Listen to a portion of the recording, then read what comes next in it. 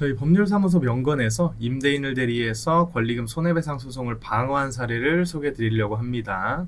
먼저 이 사건 개요를 간단히 설명드리자면 임차인이 신규 임차인을 임대인에게 주선하겠다는 의사를 표시했고요. 임대인은 현재 임대인과 체결한 임대차 계약서상 조건과 동일하게 신규 임차인과 계약하겠다는 의사를 표시했습니다. 그런데 이 임대차 계약 특약이 임차인에게 다소 불리한 내용들을 규정하고 있었는데요. 내용은 이렇습니다.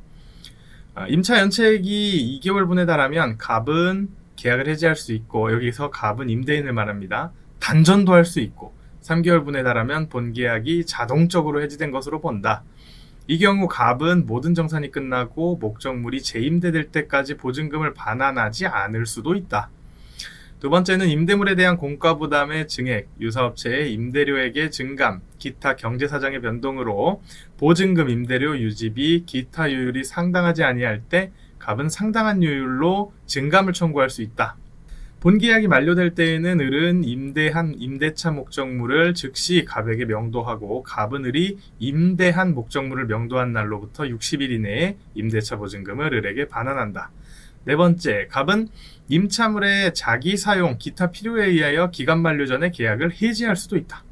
물론 대부분 상가임대차보호법 강행 규정에 의해서 임차인에게 불리한 조항이므로 효력이 발생되지 않겠죠. 그렇다고 해도 신규 임차인이 받아들이기는 좀 난해한 사정이 있어 보이고, 이에 따라서 임차인과 신규 임차인의 권리금 계약은 파기가 되었습니다. 이 사건 1심에서는 저희는 이렇게 주장을 했습니다. 첫 번째는 임대인이 기존에 쓰던 계약서를 그대로 자연스럽게 제시한 것이지 기존에 쓰지 않던 새로운 계약서를 제시한 것이 아니다.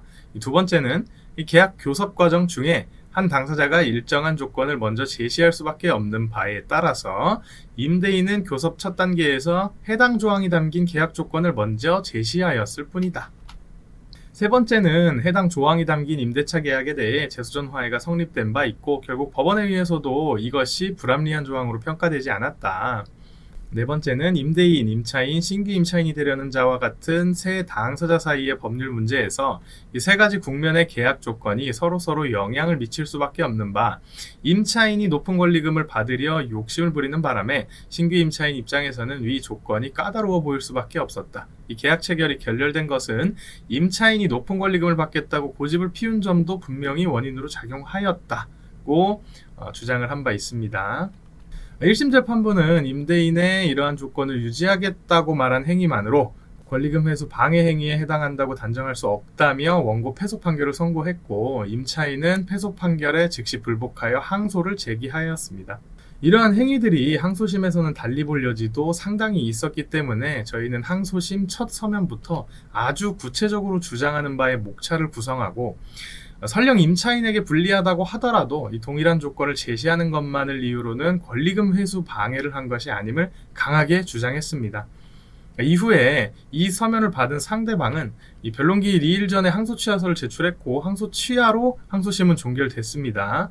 그러나 항소심도 담당 변호사가 재판을 출석하고 30페이지 분량의 준비 서면까지 제출하여 사실상 재판이 상당히 진행된 점을 주장하는 소송비용 부담 신청까지 제기를 하였습니다. 이 소송비용 부담은 규정에 따르면 2분의 1이지만 이 법원의 재량에 따라서 전액을 인정할 수도 있기 때문에 이러한 재판 진행 사정에 대해서 구체적으로 설시하고 부담 신청을 해볼 수가 있겠습니다. 이 권리금 사건은 요건의 흠결 또는 권리금 회수 방해에 이르게 된 경위 등 각 사안에 맞게 구체적으로 방향을 잡고 일관성 있게 주장해야 하는 것이 매우 중요한 사건입니다.